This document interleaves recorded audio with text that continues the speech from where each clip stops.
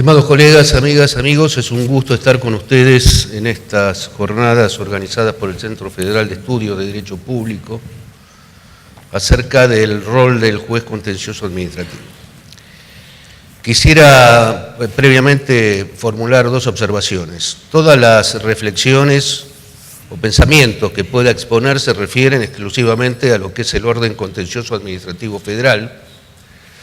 Estoy rodeado de prestigiosos expertos en el derecho administrativo local, de manera tal que en ese ámbito ellos tienen la palabra. Y en segundo lugar, que las reflexiones que pueda desarrollar no son sino el producto de 40 años casi de magistratura precisamente en el orden federal, en los dos fueros, en Federal Civil y Comercial y en el Contencioso Administrativo Federal. Si uno dice el rol del juez contencioso administrativo, en realidad podría terminar en 2 segundos la exposición, porque el rol del juez contencioso administrativo, como el de cualquier juez, no es sino tramitar los procesos que se lleven ante su sede y dictar las pertinentes resoluciones y sentencias. Pero supongo que el objetivo de estas charlas, de estas reflexiones, de estas jornadas, va un poco más allá y es tratar de ubicar cuál es el sistema de justicia administrativa en la dogmática entera del derecho administrativo.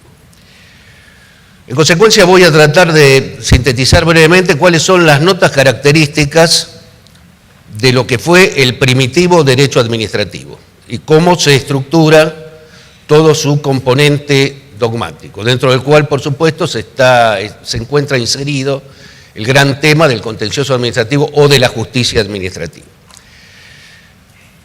Para esto hay un trabajo muy interesante, una compilación muy interesante de uno de nuestros ilustres visitantes, el profesor español Javier Bernés, y el trabajo al cual me voy a referir proviene también de otro de nuestros visitantes muy ilustres, el profesor Smith Asman. Según esta construcción, el primitivo derecho administrativo, el derecho administrativo surgido del Estado liberal de derecho, está constituido en términos aproximados por las siguientes características. La administración viene definida con carácter negativo residual de todo lo que no es materialmente actividad legislativa o actividad jurisdiccional. Está estructurada como una pirámide, ¿no es cierto?, rígidamente ordenada. Se organiza de acuerdo a técnicas especiales de organización, como son los principios de competencia y jerarquía, y se expresa a través de actos formalizados, lo cual da lugar a toda la teoría del acto administrativo. El procedimiento administrativo carece de importancia, o tiene, mejor dicho, una importancia secundaria, porque aquello que realmente importa es el control que va a hacer el juez contencioso administrativo acerca de la legalidad material de las decisiones administrativas, acerca de si la decisión administrativa es conforme o disconforme con el ordenamiento jurídico material. En este esquema, la administración es simplemente una ejecutora de la ley, porque la actividad de la administración es programada a través de leyes por el Parlamento. Si es posible, según las primitivas concepciones, tratando de predeterminar el ejercicio de la actividad administrativa con el mayor detalle posible. ¿Cuál es el lugar que ocupa la justicia administrativa, el contencioso administrativo en este esquema? Bueno, precisamente es controlar la legalidad de la acción administrativa. Y como solamente puede haber una solución justa o adecuada derecha, la administración se encuentra facultada para sustituir la decisión administrativa. Acá se discute si esa potestad del Poder Judicial alcanza también a la sustitución de una decisión por otra, o si la sustitución tiene que referirse solo a la invalidación de la medida que se estima defectuosa, que se estima deficiente. Ahora bien, hay consenso en que este criterio, esta consideración, esta cosmovisión del derecho administrativo y la administración pública solamente ha existido en un esquema ideal. En realidad, las cosas nunca han funcionado en la realidad de la manera como previeron los teóricos y los fundadores del derecho administrativo. Quizá porque en sus orígenes el derecho administrativo fue construido por civilistas, por profesores de derecho civil, que trataron de extrapolar las técnicas usuales del derecho privado, del derecho común, a la administración pública, sin pensar en que la administración tiene su propia dinámica, su propia praxis, y que el genio de la administración pública consiste precisamente no en el conocer jurídico, sino en la realización práctica, en la consecución de un resultado social apetecible. En este esquema, el juez contencioso administrativo era simplemente un juez de la legalidad. Ahora, ¿qué pasaba? ¿O qué pasa? Como la administración pública, al individualizar las normas que programa el Parlamento en su actividad cotidiana, no se reduce exclusivamente a operaciones lógico-formales dirigidas a ejecutar la ley, sino que opera también con otros criterios que daban fuera de la consideración del juez contencioso aspectos que no hacen estrictamente a la legalidad formal de la decisión administrativa. Por eso es que modernamente aquello que se busca es, y aquello en el cual se coloca el acento, es en la teoría de extender el control que puede eventualmente ejecutar el juez contencioso administrativo desplazarlo hacia otros controles.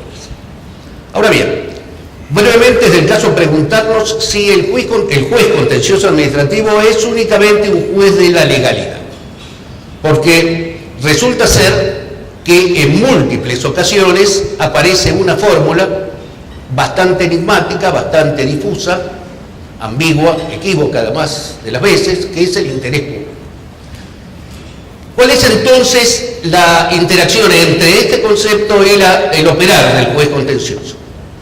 Nosotros podemos decir, ¿no es cierto?, desde un punto de vista general, bueno, el interés público no es en sí un concepto normativo, no es en sí un concepto jurídico, pero sí lo es en cuanto aparezca receptado, recogido en una norma jurídica, que tiene que ser dilucidado e interpretado por el juez.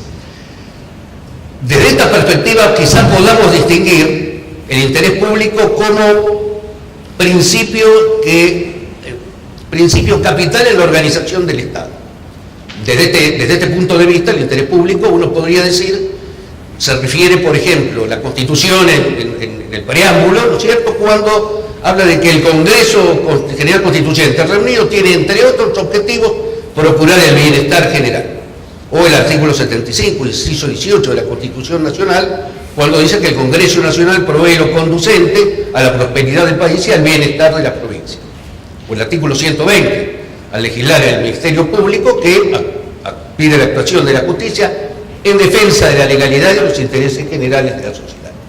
Pero esto hace más bien al interés público como principio que pauta, que rige la organización administrativa, en función de la cual se determinan o se establecen determinadas estructuras para la ejecución de determinadas políticas o de determinados fines. Podemos también considerar el interés público como soporte legitimador de la actuación administrativa concreta. Por ejemplo, la Ley Nacional de Procedimientos Administrativos, en su artículo 12, segundo párrafo, faculta a la Administración a suspender los efectos del acto administrativo por razones de interés público. El artículo primero, inciso E, apartado noveno, dispone que no se producen la caducidad de los procedimientos si medias razones de interés público. El artículo 18, segunda parte, autoriza la revocación de actos atributivos de derechos por razones de oportunidad, mérito, conveniencia, fórmula equivalente a la del interés público. Es el interés público el que funda la potestad expropiatoria, según el artículo 17 de la Constitución Nacional, y el artículo primero de la Ley 21.499 y el resto de los sacrificios ablatorios. El interés público se establecen determinadas restricciones y límites al dominio en función del artículo 2611 del Código Civil. Y también encontramos normas como la del Reglamento de Contrataciones, el decreto 1023, en el artículo 3, inciso A, impone como pauta fundamental en la gestión del proyecto y la contratación administrativa, el interés público comprometido.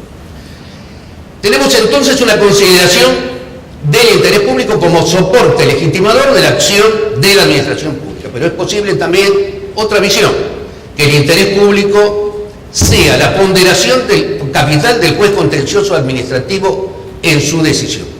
porque en definitiva, en todas estas normas que les he citado, planteado un problema judicial, el juez contencioso deberá formular una ponderación y tratar de realizar el equilibrio entre los distintos factores en juego, entre los intereses públicos y los intereses privados. ¿A dónde nos lleva esta consideración? ¿Puede, en función del interés público, el juez contencioso realizar consideraciones que estrictamente desborden la legalidad, desborden los aspectos puramente formales de la acción administrativa? Si uno lo compara con lo que sucede, con lo que acontece en el derecho privado, vemos, ¿no es cierto?, que lo que rige es, en términos generales, la lógica de la subsunción, ¿no es cierto?, la incorporación del supuesto concreto de hecho que se ha producido en el supuesto que la norma contempla de manera abstracta y general. Del juez contencioso administrativo y del derecho administrativo se pretenden otras exigencias, y es la consideración de aquellos fenómenos o aquellos elementos o consecuencias o circunstancias políticas, sociales y económicas que exceden un poco esa consideración puramente formal o que hace a la legalidad solo de la materia que el juez tiene sometida a su conocimiento.